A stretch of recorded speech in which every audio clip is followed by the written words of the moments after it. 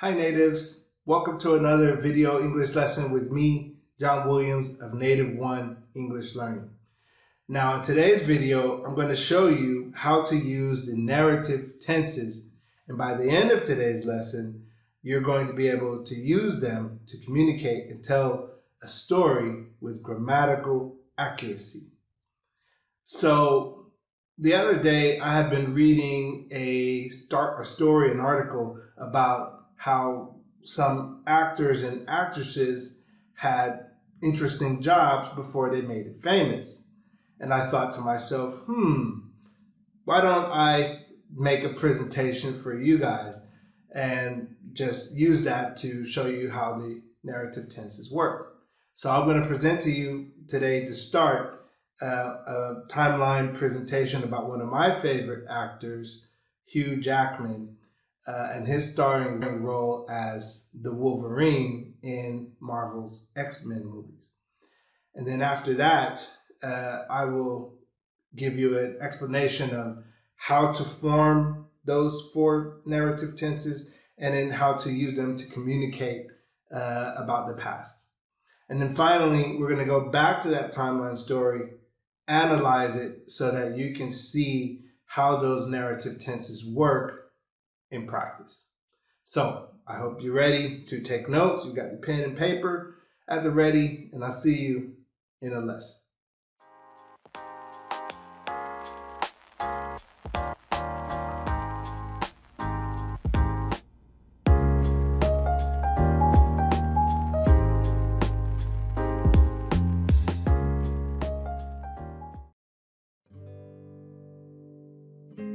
Hugh Jackman was born on October 12, 1968 in Sydney, Australia.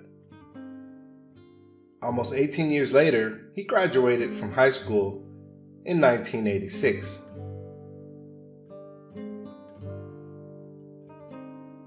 And before he got into acting, he had spent a gap year in England.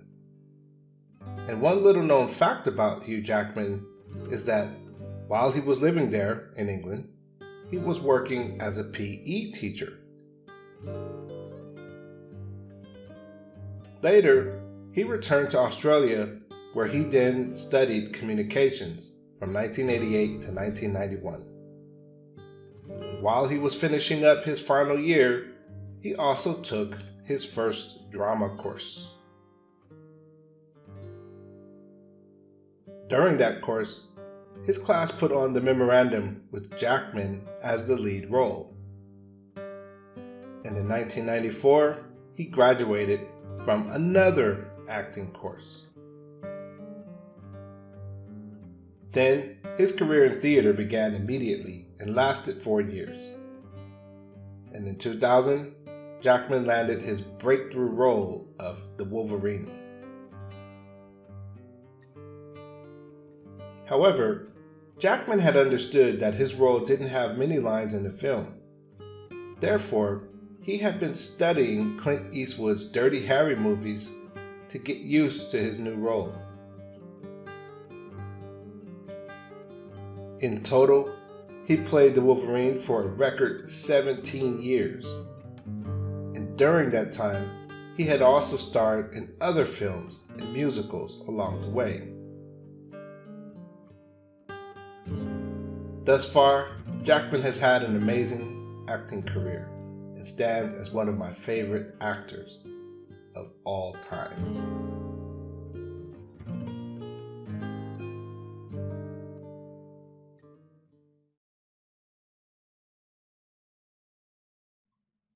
Now, before we study the biography for the narrative tenses, I first want to just do a quick review of those narrative tenses and how they're formed. Now, in every language, you typically put the verb into tenses that start with the present, we look at the past, and then the future. And in English, we typically learn that there are 4 aspects to each time zone. So what that means is for the present, the past, and the future, there are 4 structures that we might put a verb into, and we communicate some implicit meaning through that verb tense. So those tenses are simple, perfect simple, continuous, and perfect continuous. So since we're studying the past tenses, we're going to look at the past simple, the past continuous, the past perfect, and the past perfect continuous. Now, typically, you would learn the order, the past simple first and the past continuous second, and then the past perfect simple, then the past perfect continuous.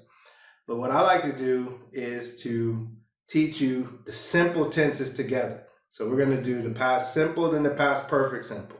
So you can see how they're both alike and how they're both different. Then we'll go and look at what makes a verb continuous. And then we'll look at how the past continuous is both alike and different from the past perfect continuous. But before we do that and get into the aspects, let me just show you how to form each of the four tenses.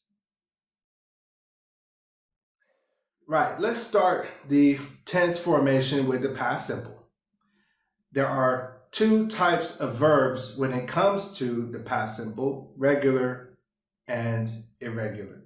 So for the regular verbs, all we do is we have the main verb and we have ed, and we add ed to the back of the main verb, and you have your past simple form. We're not looking at questions and we're not looking at the negatives. We're just looking at the affirmative form. So if you need to do practice with questions and negatives, you can find some exercises for that, or I can recommend you some. But definitely, we're just looking at the base forms. So ed regular verbs, and then there are irregular verbs.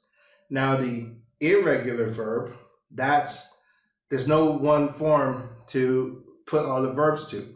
So what you do is, instead of learning them alphabetically, like you have in most of your language books, you got some list of verbs alphabetically, and they say learn all the verbs. That's no way to learn the irregular verbs, past simple or past participle. I got something for you. Also have made a video about that. So if you go to my channel, you can find all the most common irregular verbs, and that will teach you how to learn them very quickly and intuitively. So regular and irregular verbs. So the next verb tense to form is the past perfect simple. And we can form that tense by taking the past auxiliary of have and the past participle and put them together. So had done, had been, had seen. Remember, there are three forms to every verb. You have the present or infinitive, you have the past simple, and the past participle. The perfect tenses are formed with the past participle. So now let's get into the continuous. The past continuous is formed by taking the past of be, so that would be was or were, and we can take the main verb and fit ing to the back of it. This is the present participle, the main verb in the ing form. So was doing, was working, was listening, was driving. I was, you were, we were, they were, he was. Different forms of be in the past, was and were plus ing. And now for the past perfect continuous, we can form the past perfect continuous tense by taking the past perfect of be, had been, plus the main verb in the present continuous or present participle verb. So had been doing, had been driving, had been waiting, had been doing something. Next, let's get into the aspects. Right, so let's start the aspects with the simple tenses, the past simple and the past perfect simple. Let's start with, what do they have in common? What does simple mean? A simple action is a finished action. So the past simple is a finished action at a definite time in the past. So the finished action when. Now, the past perfect simple is a finished action in the past in relation to another finished action or another later time. So that's what perfect means. Perfect means relational. We are relating two actions or in time that didn't happen at the same time, or we're relating something from before to that time of the story. So let's go a little bit deeper. So when you think about it, the time expression in English, so yesterday, 2 days before, 1 week ago, 1 month before, these time expressions tell us exactly when, but on the verb itself, there's no differentiation. This verb in the past simple and that verb in the past simple just says past, this action in the past. And it doesn't differentiate which action happened first in the sequence. And that's where the perfect tense comes in. The past perfect tells us first, the first, then. So perfect is first, then is simple.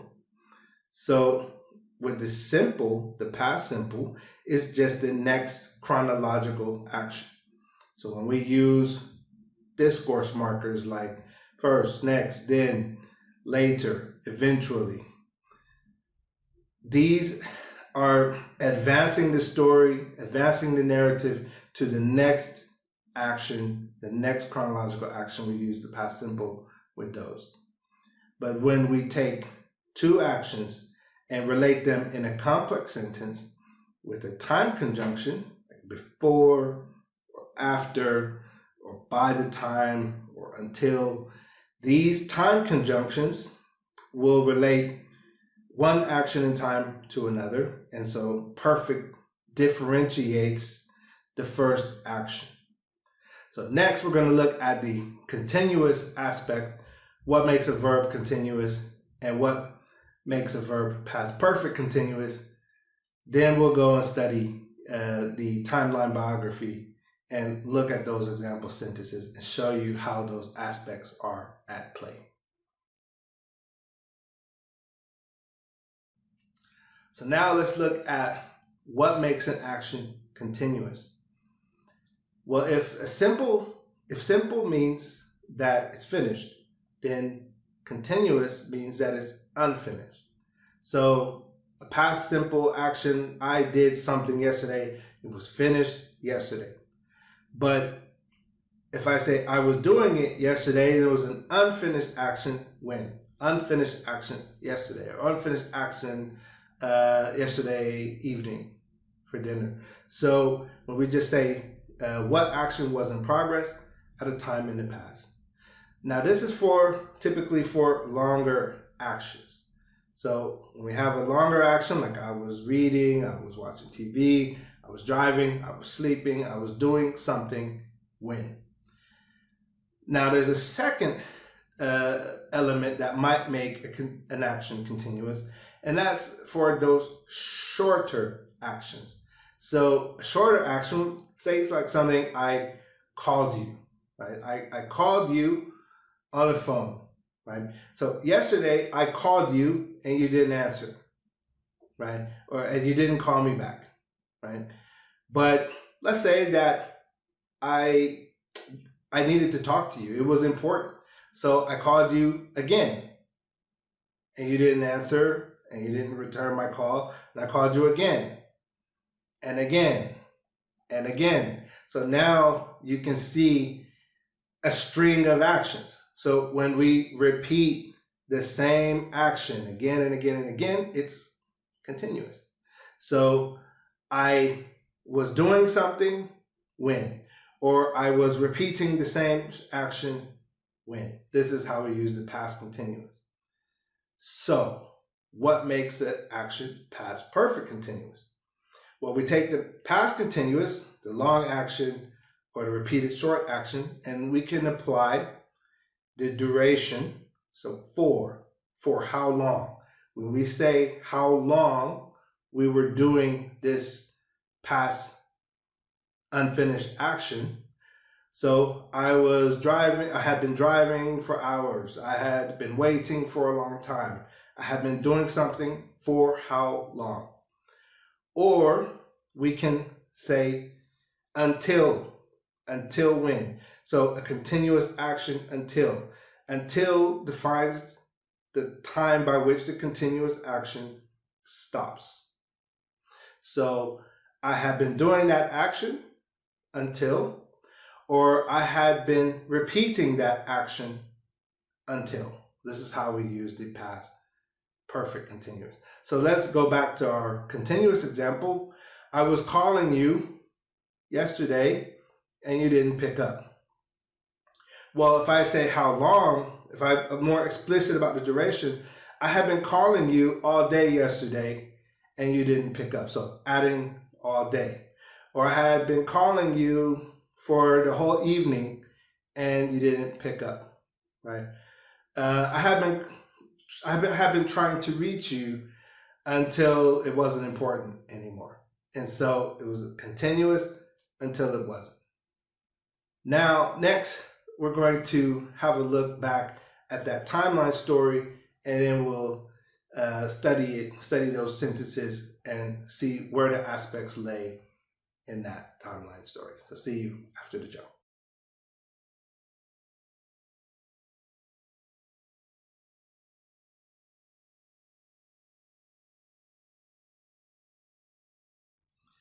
Now that I've shown you how to form some of those narrative tenses and also what the aspects are, by aspect I mean what you're communicating through the verb by putting it into a narrative tense.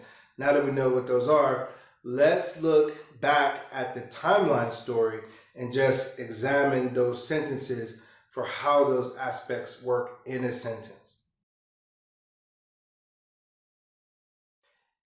He graduated school in 1986. Well, like I said before, with the past simple, we have the what and the when. We have the action, finished action at a time in the past. So finished when. Finished, he graduated when? In 1986. Moving on, here you can see what I call a perfect action sequence. So what do I mean by action sequence? Is that you have a complex sentence with two clauses, right? The first clause we can see before he got into acting. And the second clause, he had spent a gap year in England. Well, each of those clauses has an action, a verb, and those verbs or those actions didn't happen at the same time. They happened at separate time. So which action was first, right? Well, there are two differentiators in an action sequence. Number one is a time clause or time conjunction, such as before, after, while, until, etc. And then there's the tense itself, specifically the perfect tense. The perfect differentiates the verb as saying I was first in the sequence. So the past perfect action was first. He had spent a gap year in England before he got into acting. So what you'll notice is that the time conjunction before attaches to the simple action, the chronological action, the second action of the two. So what if we use the opposite of before, which is after? If we construct the sentence with after, how would it change? Where would we put after? On which of the two clauses? Right, you guessed it. We will put it on the first action, which is the second clause in the way this sentence is built. So he got into acting after he had spent a gap year in England. So after attaches to the first action, which would be the past perfect action, and before attaches to the chronological, the simple action. And you have this sequence that works both ways. Moving further, in this next sentence, while he was living there, he was working as a PE teacher. Well, what you can see is another action sequence. But this one isn't a perfect action sequence, it's a continuous action sequence. So the time conjunction, while, fits with a continuous action, a long action. And so that's one thing about English grammar, is that the time conjunction, especially in past tenses, fits rather strictly with the verb in a specific tense. So while attaches to a continuous action. So it was continuous at the time while he was living there. Well, what's the second clause? Is another continuous action. It's a parallel action. I have two actions continuous in parallel at the same time in the past. So moving further, here I'd like to just point out a note about discourse markers. So discourse markers are time words at the beginning of a sentence that help us move the story along the timeline. It helps us push the timeline forward in the story. Words like later, eventually, after that, and so on. So this discourse marker here, later, he returned to Australia. So the action after the discourse marker is usually going to be past simple, right? And then we have another discourse marker, then, so where he then studied communications, and also we have the time frame. So the next chronological finished action, when, is also past simple.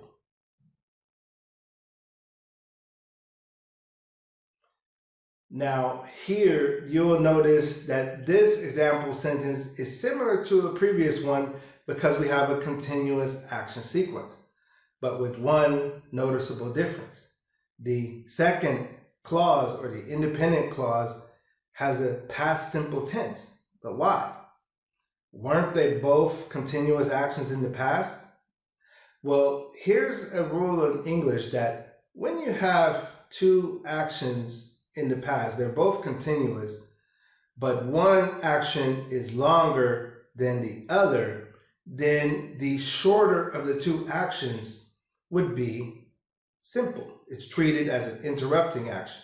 So if, during his final year was 2 semesters, but that course might have been only 1 semester. So if you have 1 semester out of 2, then the 1 semester action he took the course would be the shorter, and therefore used in the past simple. Now, one question I get a lot from my students is, what's the difference between during and while? So in this sentence, during the course, his class put on the memorandum with Jackman as a lead actor. Well, how could we use while? Well, grammatically speaking, during is a preposition. So a preposition just means that I have a time marker and I need to follow it with a noun. And it's article and modifiers, adjectives, basically. So during the course, right? Well, while is more of a time conjunction. So a time conjunction attaches to a full clause. What's a full clause? Who, doing, what. So if I were to use while in this sentence instead of during, I would say, while Hugh was doing the course, while he was doing the course, so who, doing, what, his class put on the memorandum with Jackman as the lead actor. So while is a time conjunction, during is basically a shortcut version of the time conjunction, the preposition.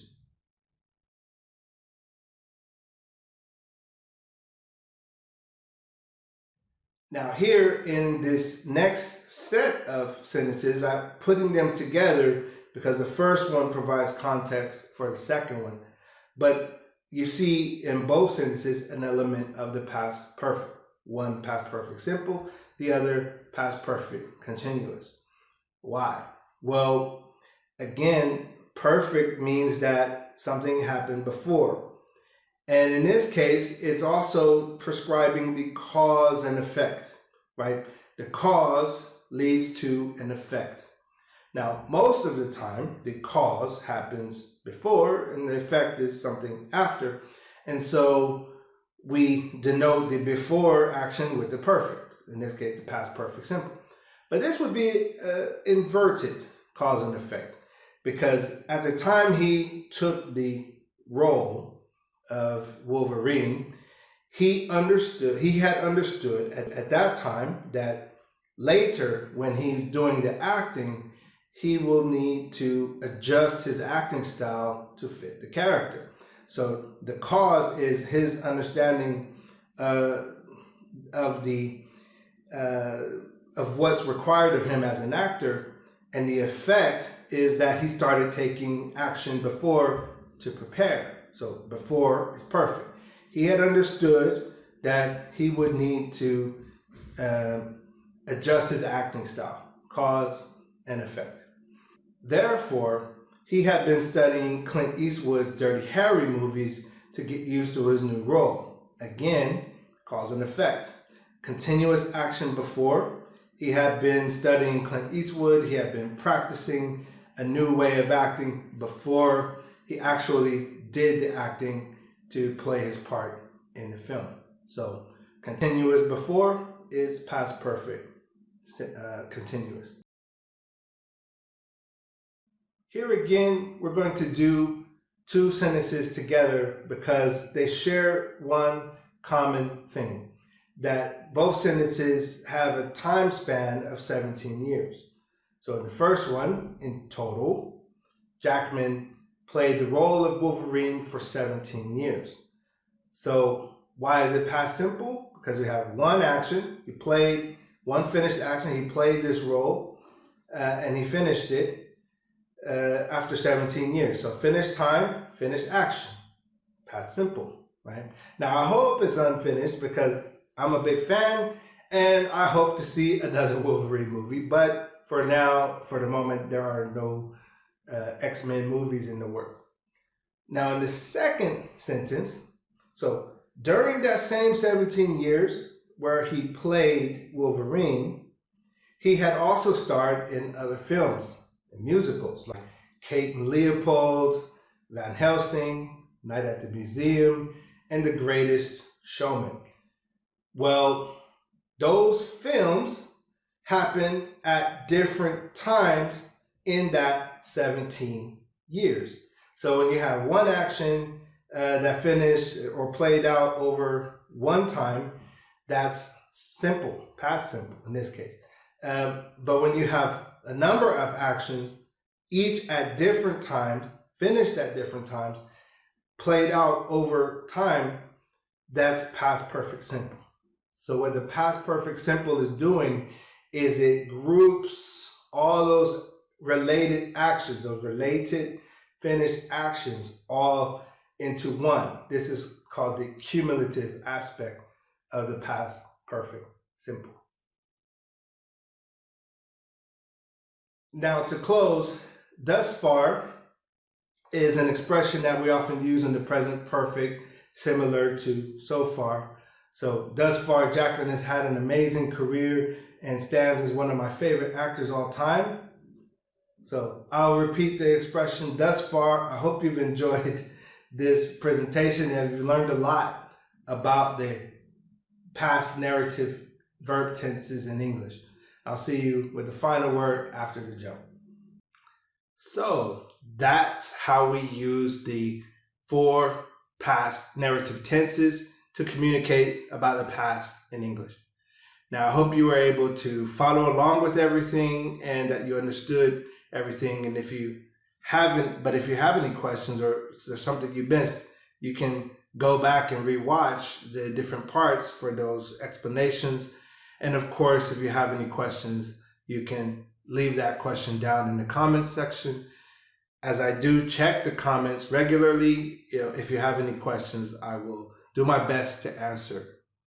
Or you could always join my Facebook group called Graphic English, and that way you can interact with me directly.